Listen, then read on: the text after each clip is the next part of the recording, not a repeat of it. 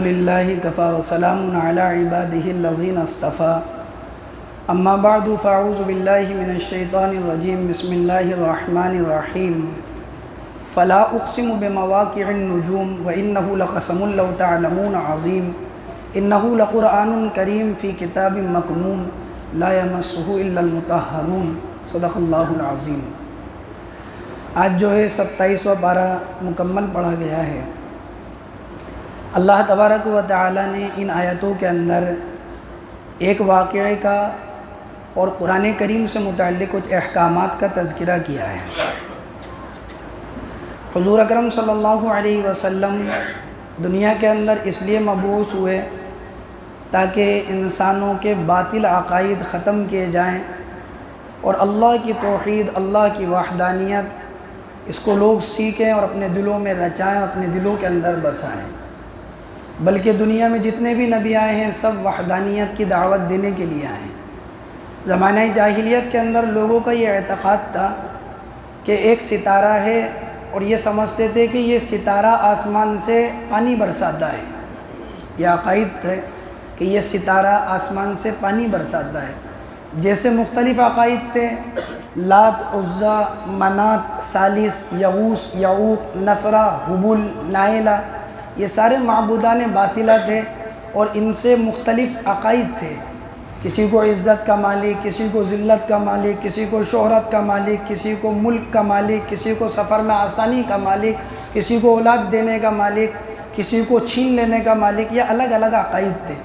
انہی عقائد میں ایک عقیدہ یہ تھا کہ فلاں ستارہ ہے جو بارش برساتا ہے۔ اللہ کے نبی علیہ السلام سفر میں جا رہے تھے، صحابہ کرام رضوان اللہ تعالی اجمعین ایک جگہ ایسی جگہ قیام کیا جہاں پانی نہیں تھا۔ صحابہ کو پیاس لگی، بڑی شدت کی۔ اللہ کے نبی علیہ السلام کے پاس آئے۔ آپ علیہ السلام سے کہنے لگے، اللہ کے نبی ہمارے پاس پانی نہیں ہے اور یہ اس علاقے میں بھی پانی نہیں ہے اور ہمیں بہت شدت کی پیاس لگی ہے، آپ اللہ سے دعا کر دیں اللہ آسمان سے پانی برسا دے۔ اللہ کے نبی علیہ السلام نے فرمایا، میں اللہ سے دعا تو کر دوں گا کہ اللہ آسمان سے پانی برسا دے، لیکن کہیں ایسا نہیں ہو کہ تم یوں کہنے لگو کہ فلاں ستارے نے بارش برسائی ہے۔ صحابہ نے کہا، اللہ کے نبی ہم اس پر یقین نہیں رکھتے، ہم ایسا کیوں کہیں گے، ہم تو یہی جانتے ہیں کہ اللہ ہی آسمانوں سے بارش برسانے والے ہیں۔ اللہ کے نبی علیہ السلام نے اپنے ہاتھ کو اٹھایا اور آپ علیہ السلام نے ہاتھ اٹھانے کے بعد دعا فرمائی۔ اللہ نے آسمان سے بارش برسائی، اتنی بارش برسی کہ نالیاں بہنے لگی، ندیاں چلنے لگی اور صحابہ نے پانی کو پیا، اپنے لیے جمع کر لیا، بہت اچھا خاصا پانی برسا۔ صحابہ کرام رضوان اللہ تعالی علیہم اجمعین جب یہاں سے کوچ کر آگے جانے لگے تو ایک کھیت کے اندر ایک آدمی پانی پی رہا تھا پیالے کے اندر، اور وہ یہ کہہ رہا تھا، آج تو فلاں ستارے نے پانی برسا دیا، آج تو فلاں ستارے نے پانی برسا دیا، تو اس کی وجہ سے میں پانی پی رہا ہوں۔ فرمایا کہ یہ پانی کا برسانا یہ اللہ کی قدرت کے اندر ہے۔ اللہ تبارک و تعالی یہی فرماتے ہیں، فلا اقسم بمواقع النجوم، اور قسم ہے ستاروں کی جبکہ وہ ڈوب جاتے ہیں، ڈھل جاتے ہیں، وَإِنَّهُ لَقَسَمٌ لَوْ تَعْلَمُونَ عَظِيمٌ، اور اگر تم سمجھو تو یہ بڑی قسم ہے۔ یہ کیا ہے؟ بڑی قسم ہے، یعنی ستارے نہیں برساتے، اللہ برسانے والے ہیں۔ اللہ تعالیٰ نے سورہ واقعہ میں اسی چیز کا تذکرہ فرمایا ہے، أَفَرَأَيْتُمُ الْمَاءَ الَّذِي تَشْرَبُونَ، جس پانی کو تم پیتے ہو، أَأَنْتُمْ أَنزَلْتُمُوهُ مِنَ الْمُزْنِ أَمْ نَحْنُ الْمُنزِلُونَ، اس کو آسمان سے تم برساتے ہو یا اللہ برسانے والے ہیں۔ لَوْ نَشَاءُ جَعَلْنَاهُ أُجَاجًا فَلَوْلَا تَشْكُرُونَ، اگر ہم پانی کو کڑوا کر دیں تو تم شکر کیوں نہیں کرتے؟ آسمان سے پاک پانی برسا رہے ہیں، میٹھا پانی برسا رہے ہیں، اگر اللہ آسمان سے کڑوا پانی برسا دے تو اللہ تعالیٰ کہتا ہے اگر ہم چاہیں تو کڑوا کر دیں سارے پانی کو، تو تم ہمارا شکر کیوں نہیں کرتے؟ انہ لقرآن کریم، اللہ تبارک و تعالیٰ نے اس آیت کے اندر مشرکین کا رد فرمایا ہے۔ مشرکین یہ سمجھتے تھے کہ یہ قرآن جو ہے نا یہ کسی انسان کا لکھا ہوا کلام ہے، تو اللہ تعالیٰ کہتے ہیں انہ لقرآن کریم، یہ قرآن کسی انسان کا لکھا ہوا نہیں ہے، یہ تو بڑی مرتبے والی، بڑی معزز، بڑی محترم کتاب ہے۔ فی کتاب مکنون، لوح محفوظ کے اندر جو کہ لکھا ہوا ہے، چھپے ہوئے لوح محفوظ کے اندر جو کہ لکھا ہوا ہے۔ اور فرمایا لا یمسہ الا المطہرون، اس کو نہیں چھوتے اور نہ چھوئیں اس کو مگر یہ کہ پاک لوگ۔ قرآن کریم کو انسان جب چھوئے گا، ہاتھ لگائے گا، تو اس کے لیے پاک ہونا شرط ہے۔ حدث اصغر سے بھی، حدث اکبر سے بھی۔ حدث اصغر یعنی بغیر وضو کے بھی نہیں چھو سکتا آدمی، حدث اکبر یعنی آدمی ناپاک ہے، جنابت کی حالت میں، عورت حیض اور نفاس کی حالت کے اندر ہے تو بغیر غسل کے بھی نہیں چھو سکتے۔ یہ ہوتا ہے حدث اصغر اور حدث اکبر کا مطلب، یعنی آدمی کا وضو ٹوٹ گیا، پیشاب وغیرہ کرنے گیا تو اب سوچے کہ ہاتھ دھو کر چھو لوں، ایسا نہیں ہے۔ ابن کثیر نے روایت نقل کی ہے، فرمایا ہے کہ قرآن کو نہ چھوئیں، لا یمس القرآن الا طاہر، قرآن کو صرف پاک لوگ چھوئیں۔ روح المعانی کے اندر بھی یہ روایت موجود ہے انہی الفاظ کے ساتھ، کچھ کمی بیشی کے ساتھ، کہ قرآن کو صرف پاک لوگ چھوئیں۔ اس لیے جمہور علماء کا، ائمہ اربعہ کا، اسی طرح صحابہ کرام کا یہ مسلک ہے کہ قرآن کو جو چھوا جائے گا وہ پاکی کی حالت میں چھوا جائے گا، ناپاکی کی حالت میں قرآن کو نہیں چھو سکتے۔ قرآن کریم کے اوپر قرآن دو غلاف کے اندر ہوتا ہے، ایک اوپر کا پھٹا ہوتا ہے، ایک نیچے کا، بیچ میں قرآن ہوتا ہے۔ تو جو لگے ہوئے اس کے ساتھ متعین غلاف ہے ان کو بھی، حالانکہ قرآن اندر ہے لیکن اس کے اوپر جو لگے ہوئے ہیں اوپر اور نیچے کی طرف جہاں پر قرآن لکھا رہتا ہے اس کے ساتھ بھی بغیر غلاف کے نہیں چھو سکتے۔ البتہ جو زلدان ہوتا ہے قرآن کریم کا الگ سے، جس کے اندر اپن قرآن رکھتے ہیں پھر اس کو اوپر سے باندھ دیتے ہیں، جو زلدان ہوتا ہے اگر اس زلدان کے اندر قرآن ہے اور آدمی کا وضو نہیں ہے اور ایک جگہ سے دوسری جگہ اس کو منتقل کرنا رکھنا ہے تو پھر اس کی اجازت ہے، کیونکہ قرآن کریم کو بغیر واسطے کے نہیں چھو رہا بلکہ واسطے کے ساتھ چھو رہا ہے۔ یا یہ کہ قرآن کریم کو اگر آدمی کا وضو نہیں ہے اور اس کو اٹھانے کی ضرورت پڑ جائے، کہیں رکھنے کی ضرورت پڑ جائے تو کوئی رومال، کوئی تولیہ، کوئی پاک کپڑا اس کے ذریعے سے اٹھا کر رکھے۔ قرآن کریم کو جس طرح چھونے کا حکم ہے اس طرح ناپاکی کی حالت کے اندر قرآن کریم کو بطور تلاوت پڑھ نہیں سکتے۔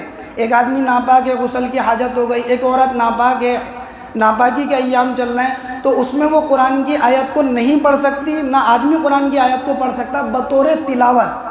ایک ہوتا ہے بطور وظیفہ پڑھنا کہ آدمی کوئی دعا کے طور پر پڑھ رہا ہے، جیسے ربنا آتنا فی الدنیا حسنہ وفی الآخرۃ، قرآن کی بھی آیت اور یہ دعا بھی ہے، بطور دعا تو پڑھ سکتا ہے لیکن بطور تلاوت نہیں پڑھ سکتا۔ بطور تلاوت پڑھنا جیسے لا الہ الا انت سبحانک انی کنت، تو یہ دعا بھی ہے۔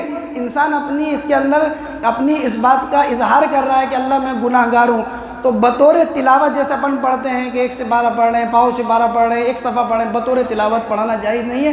بطور دعا جیسے اور دعا پڑھ سکتے ہیں، آدمی پاک نہیں ہے اس کو ناپاکی کی حالت میں دعا پڑھنا بہتر نہیں، اچھی بات نہیں ہے، بلکہ اس کو پاک ہونا چاہیے۔ لیکن اگر کسی نے ناپاکی کی حالت میں کوئی دعا پڑھ لی، جیسے سو کر اٹھنے کی دعا پڑھ لی، سونے سے پہلے کی دعا پڑھ لی، کھانے کی دعا پڑھ لی، بیت الخلاء میں جانے کی، تو بہرحال اس کی گنجائش ہے، آدمی ان دعاؤں کو پڑھ سکتا ہے، لیکن بہتر یہ ہے کہ اس کا پاک ہونا چاہیے۔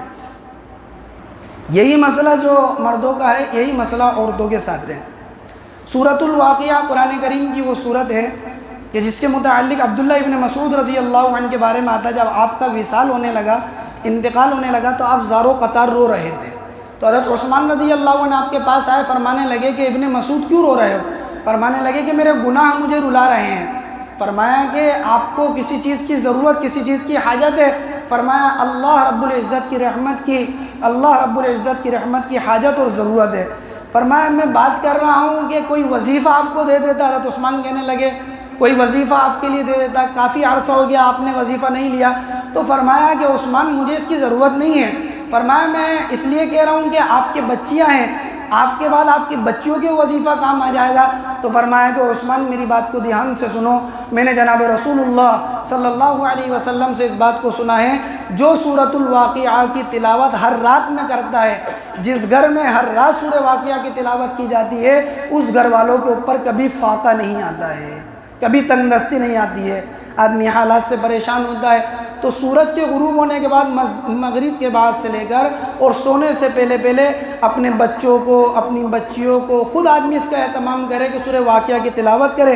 عبداللہ ابن مسعود کہنے لگے کہ میں نے اللہ کے نبی سے اس بات کو سنا تھا، میں نے اپنی بچیوں کو یاد کرا دیا، تو میری بچیاں ہر روز اس کو پڑھتی ہیں، تو مجھے امید ہے ان کے اوپر کبھی فاقہ نہیں آئے گا۔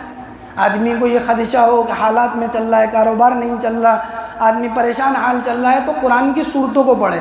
علماء کہتے ہیں کہ اگر آدمی حالات میں ہے، تنگ دستی میں ہے، تو روزانہ صبح اور شام 3 مرتبہ سورہ مزمل پڑھے۔ اللہ تعالیٰ اس سے حالات کو دور کرتے ہیں، تنگ دستیوں کو دور کرتے ہیں۔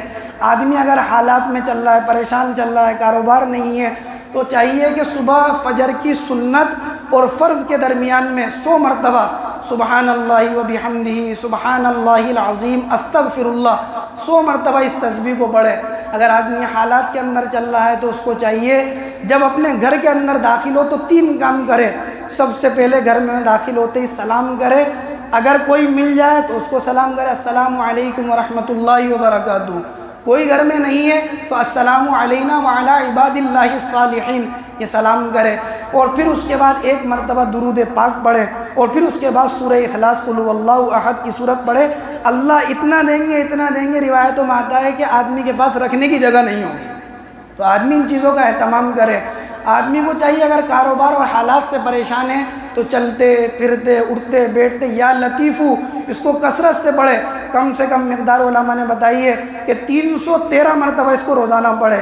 آدمی حالات سے اور کاروبار سے اگر پریشان ہے تو آدمی 489 مرتبہ یا فتاح الذی فتح کل ابواب اس دعا کو پڑھے، یا فتاح الذی اے دروازوں کو کھولنے والے، رزق کے دروازوں کو، میرے لیے رزق کے دروازوں کو کھول دے۔ آدمی اگر حالات سے پریشان ہے، حالات سے دوچار ہے، اللہ لطیف بعبادہ یرزق من یشاء وهو القوی العزیز اس آیت کو 100 مرتبہ پڑھے۔ اگر آدمی حالات سے پریشان ہے، اللہ یبسط الرزق لمن یشاء ویقدر انہ بکل شیء علیم 100 مرتبہ اس آیت کو پڑھے۔